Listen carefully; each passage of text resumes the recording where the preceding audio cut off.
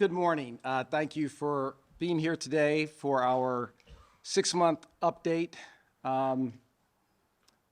If there was going to be a story written of my first 6 months in the Circuit Attorney's Office, it would be a story of people answering the call to public service and collaboration and really an embracement of this office by community partners.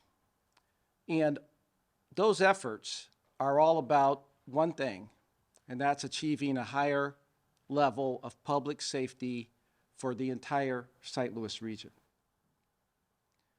When I accepted this call to public service, I really, my number one question about how we would perform was who would join me? Who would join me in answering this call to public service? And the response to that question has been humbling and overwhelming. In terms of attorneys, as I've mentioned before, we've now hired 24 attorneys. When I arrived, there were 25 attorneys already in the office, and we've hired 24 attorneys in 6 months. Those 24 attorneys, of them, 12 were former assistant circuit attorneys. Another 5 of those attorneys were experienced prosecutors from other jurisdictions. And the other attorneys hired are young attorneys with no prior criminal experience, but who really represent the future of our office. The experienced prosecutors who joined our office have over 120 years of prosecutorial experience collectively. They have tried hundreds of the most serious felonies in state courts. When I arrived in the office, there were 3 unit supervisors. That means 3 supervisors in the entire office. The group of attorneys I've hired now represent 5 members of my executive committee, which are the most senior leaders in the office, and 3 more unit leaders. So we have restored leadership in the office. We've talked a lot about the attorneys that we've hired, but we probably haven't talked enough about the attorneys who were here, the attorneys who weathered the difficult times and kept the office afloat. They have performed admirably since I have been here. They have embraced the change that we have brought to this office. They have embraced the culture of excellence that we are working to instill in this office. And they have meshed seamlessly with the attorneys who have returned. The teamwork has been exceptional. I also probably haven't spoken enough about the tremendous support staff that has returned to help rebuild the office. We've hired 14 support staff, paralegals to help us recover from a discovery backlog that was really crippling our ability to prosecute cases. Victim services professionals, who, as you all know, are key to our work here. We've hired social workers to add to our diversion team that are going to have a huge impact. Just the people we've added have been tremendous, and the support staff and attorneys who are already here have embraced that change and have been tremendous in supporting our efforts. I've also talked a lot about our community collaboration, and that continues, and it will continue. We have collaborated closely with the mayor's office on budget issues. The mayor's office is supporting us on trying to restore our IT system. The IT capacity in our office had been neglected for a number of years. It was and remains in very difficult shape. That's something we have to fix. That's something that is critical to us performing our duties in this office and the mayor's office has worked with us on that. We've worked with the mayor's senior IT team, and we continue to work to rebuild our IT system. We've worked with the Board of Aldermen. They've worked closely with us on budget issues, and they continue to do so. We've been invited to present to the Board of Aldermen's Budget Committee, and we've been invited to present to their Security Committee, and we plan to take them up on both those invitations and continue to create a close working relationship with City Hall. We've talked a lot about our collaboration with the St. Louis Police Department. That's a relationship that obviously is essential to what we do here. My relationship with Chief Tracy is very good. We were both, along with the mayor and many other regional leaders, we were at the Reduction in Violent Crime Summit yesterday, and we had a chance to speak and talk about strategies for reducing violent crime. So that's a relationship that has continued to grow and is bearing much fruit as we continue our work. Other collaboration is our collaboration with the community. We held a first of its kind community engagement event where we had community leaders from across the spectrum in St. Louis join us. And that was tremendous and something that we hope to continue. In terms of the work that we've been doing, we have increased the prosecution of all cases across the board. Over my first 6 months in the Circuit Attorney's Office, we have prosecuted 45% more cases than were prosecuted over the same 6 months last year. Why is that? It's for a couple reasons. It's one, because we've returned to the practice of charging cases when they're submitted, when they're applied for, making very timely charging decisions and getting those cases issued. And two, there's no type of crime that we are looking the other way on. We are enforcing the laws. We don't think, and we don't accept the notion that if, as a citizen of the city of St. Louis, you have to accept a certain amount of property crime, or what people would refer to as petty crime, as a cost of living in a city. That is not something, we reject that notion, and we are prosecuting those cases. In terms of the homicide backlog that we've talked a lot about, when we refer to a homicide backlog, what does that mean? When I was appointed, there were 250 homicides pending. We've done some research, and the typical number of homicides pending in the city of St. Louis is about 100 to 115. So we're looking at a significant backlog of homicide cases that we have been working our way through. Since I have been here, in the 6 months, we have disposed of 53 of those cases. In that time, we've also charged 37 new homicide cases. In addition to that, and this is another example of our increased relationship and collaboration with St. Louis Metropolitan Police Department, in addition to that, we're working with the homicide unit to take a second look at 24 homicides that were applied on in the past administration that weren't issued, but that the homicide division believes have merit, and cases where we have the evidence to go forward. So we're taking a hard look at those cases. We talk about the homicide backlog and how we're working through it. I'll tell you right now, we don't have the capacity within this office to handle 250 homicides. That's more than 100% of what typically is pending. And so we've had to rely on our community partners. We've had to rely on the U.S. Attorney's Office. They've agreed to take on a rolling basis 20 homicide cases.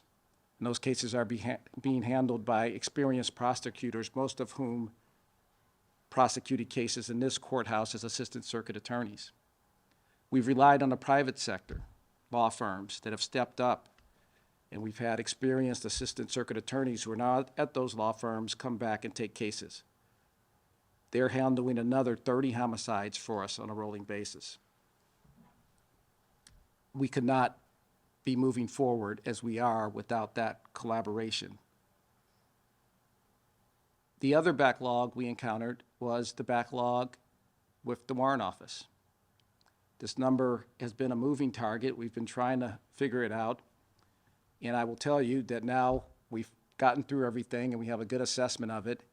And we have determined that on the day I was appointed, there were 6,700 applications for warrants pending that had not been reviewed.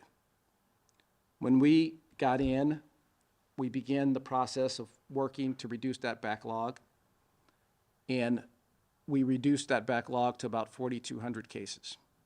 And that's what we think we currently have pending, somewhere around 4,200, 4,000 cases, something like that. The good news is that we went through that backlog. We identified the most serious felonies, your violent felonies, robberies, rapes, assault first, and there were even 9 homicides in the backlog. We've identified those cases, and those cases are being reviewed, and appropriate charging decisions have been made. The remaining 4,000 cases consist of misdemeanors and what we refer to as C, D, and E felonies. And we're going to work our way through all of those and make appropriate charging decisions. We estimate that that's work that's going to take us at least through the first quarter of next year, but it's work that we're going to do, and we're going to do it correctly. And again, working on that warrant office backlog. That is another example of where we couldn't move forward without collaboration from our community partners. We've gotten a lot of support from St. Louis County. They had one of their most experienced warrant officers working with us during our first 4 months here. He was here every day. He was on the ground, making a huge impact in terms of helping us work through the warrant office backlog. We had the prosecuting attorney himself, a former alumni of this office, come down and sit in our warrant office and review cases personally, as well as send his assistants to assist us in the review of those cases. The Missouri Office of Prosecuting Services, MOPS, has been tremendous in supporting our office in a number of respects, including in the warrant office and in helping us restore and rebuild victim services. So like I said, it's been a story of people answering the call to service and a story of collaboration. Where do we go from here? What is our vision for the office going forward? I've said on a number of occasions that it is my vision of the office that we will be one of the highest performing prosecuting attorneys' offices in the country. And what does it take to achieve that? Well, first of all, people will tell you that any law office, the number one thing is your people. And so if we're going to be one of the highest performing prosecuting attorneys' offices in the country, we're going to have to invest in our people, in our attorneys and our support staff. What does that investment look like? It looks like compensating our attorneys and support staffs at a level commensurate with neighboring prosecuting attorneys and city attorney offices. It looks like an investment in training, making sure that they have the skills that are necessary to perform their jobs at the highest level. We've made that investment in training already in hiring former Supreme Court Justice George Draper as our chief of training. That's a position that's never existed in this office. It's a position that's necessary to make up a training deficit that exists. It's a position that's necessary to prepare our young attorneys to move up more quickly than is typical to start handling the more serious felonies, because that's what we're going to need to work our way out of the backlog of homicides and violent crime cases. It's going to require investment in sending our attorneys to outside training conferences, which we have already started to do. We've got 4 young attorneys who are going to a MOPS conference in the next month. Our vision for this office includes a deep engagement with the community. We've had a lot of work to do this past 6 months, but I didn't let that distract us from starting the work of engaging with the community. I've personally attended over a dozen community engagement meetings throughout the city, and that work's going to continue and it's going to increase. It's going to increase because we've hired a director of community engagement, Leanne Mosby, who's been working hard to start building those relationships, and we're going to really increase our outreach to the community. Why is that outreach important? It's important to build trust. It's important to hear the concerns that the community have. It's important to build that trust and that understanding that will encourage members of the community to assist us in our prosecutions. That's the number one issue we encounter. It's the number one reason why we can't pursue justice in cases is a lack of community and witness cooperation. So by deepening that relationship and really expending more resources on deepening that relationship than ever before has been done in the Circuit Attorney's Office, we hope to improve that and thereby improve the administration of justice. In terms of community engagement, we've also hired a public information officer that didn't exist when I took office. Why did we do that, and how does that deepen our relationship with the community? Well, I don't have to tell all of you that, it is your job to keep the public informed of the important work that we do here. And we understand that, and we appreciate your work. And we view you as partners in our efforts to make sure that the community is educated and knowledgeable about the work that we are doing in this office. And our public information officer, many of you know her, Christy Burleson. What else do we have as our vision for the future? The Modern Prosecution Office, in that office, a critical component of every modern prosecuting attorney's office is a diversion program. And we are working to build a robust, comprehensive diversion program. When I arrived in this office, the diversion program had 40 participants. There was very little engagement between that program and the courts and community partners who could provide services to diversion participants. We're going to change all that. We have built a diversion unit led by our Director of Diversion, Jennifer Lorenz, who's an experienced diversion attorney, that's going to be robust and probably in 6 months have anywhere from 250 to 400 participants. Why is diversion important? It's important for 3 reasons. One, because we are a community that believes in fairness and second chances. And our diversion program is going to focus on giving nonviolent offenders an opportunity to redirect their lives, to take advantage of services available in the community, to redirect their lives and not become habitual participants in the criminal justice system. The second reason we believe that our investments in diversion are going to pay dividends is because the data tells us that diversion works.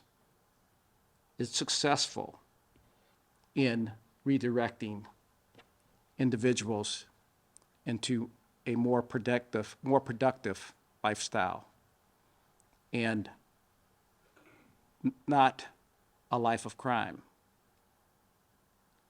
The third reason that diversion is important for what we do is that our focus needs to be, and this was something we discussed yesterday at the Reduction in Violent Crime Summit, our focus needs to be on that small group of individuals who are committing the vast majority of the violent crime that plagues our community. And the way we're going to be able to focus our resources there is by preserving resources to focus on those cases, and the diversion program plays an important role in helping us accomplish that. Finally, I'll announce today that Judge Draper has agreed to head up our conviction integrity unit that we've reestablished. When I came into this job, there was no conviction integrity unit. We have now established one, and it's going to be led by Judge Draper. I can't think of a better person to do that work, given his knowledge of the criminal justice system and his reputation for outstanding judgment. When I stood at this podium 6 months ago and spoke to you, I told you that we understood that failure was not an option in our effort to restore the circuit attorney's office's critical role in the criminal justice system. I report to you today that our office has retaken its place in the criminal justice system. We are performing that role. We still have a lot of work to do. We will continue to work every day to earn the trust, the incredible trust and faith that the St. Louis community places in us every day. We will continue to build towards our vision of a culture of excellence and to have one of the highest performing prosecuting attorneys' offices in the country. Again, thank you all for being here.